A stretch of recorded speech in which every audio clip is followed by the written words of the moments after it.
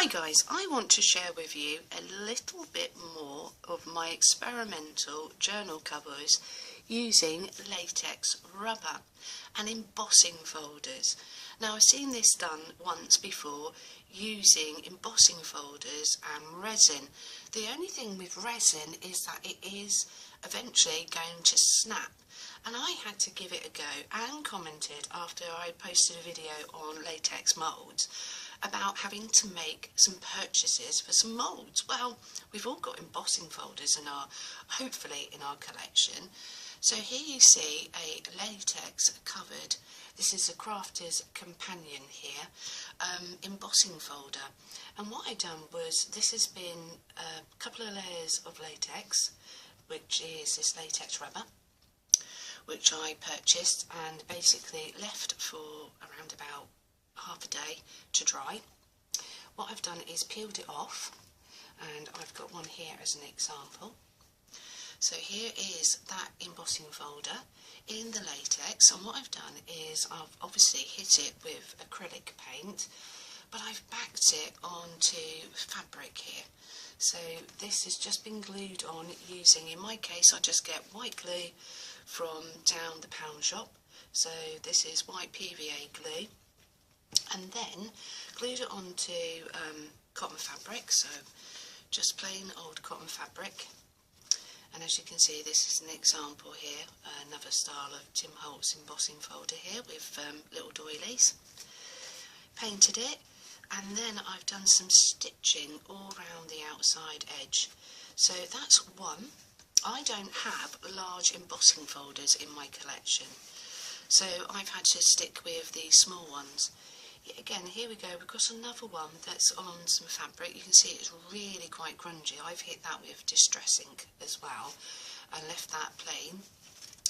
But this has been, I've actually embossed this one. So this is all embossed, then more black acrylic put over the top, and then a layer of Mod Podge Glossy applied. The reason why I applied Mod Podge Glossy was because when you enamel, it does crack, and I'm not 100% sure that that is the best look, but I'm just experimenting and playing. So the acrylic paint doesn't crack at all, so there's no cracks on that join, and obviously being that it's really malleable, and so that gives you a lovely finish, and obviously it's going to be waterproof as well because it's latex rubber. And then I moved on to filling my first little journal here. Now this is work in progress. Yet again, this one has got a little signature sewn in. You can easily sew around the outside edge because this being fabric. So I've sewn a button on. I've sewn just around the edge, and this is really for decoration because I feel that that latex is glued down really well, but it is just in case it was to start raising away from the fabric. I just wanted to see what it would be like to go and stitch all the way round. Now I'm just going to give you a real quick flick through here. So what I've got is some old ephemera here. This is for the forecaster's will, and this is like a nice old vintage envelope. And it really is sunflowers, fabric, stamping, photographs, coffee stained. More of my tea bags here. We've got 2 tea bags here with some tags, so I made a tea bag tag, little journal, and I just thought I'd enclose some tea bags in this one. We've obviously got some graphic 45, we've got some mixed media paper, got tissue paper that I've stamped on here, magazines where I've just cut out the sunflowers, so we've got a little bit of everything going on in this little journal. And a few more tea bags. These would be actually have tags placed in them. An old piece of sewing ephemera that I just coffee stained up. A bit of stamping just for, you know, enjoyment. Just put this little journaling spot here. More stamping. And that for the moment is the back of the journal. So anyway, let's give you a quick reveal on this latex. Let's peel one out from our embossing folder. So this has obviously had a good 24 hours to dry. And I'm just going to literally peel it. You do want it, you don't want it really thick, but you don't want it really thin. It comes with practice. and there's no two ways about it, but just got to share with you how delightful this looks.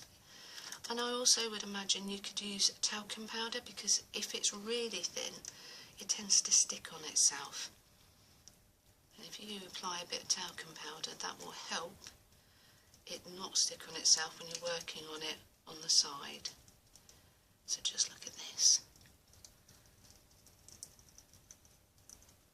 There we go. I'm going to flip that one over, and then that gives me a surface for it to go back on.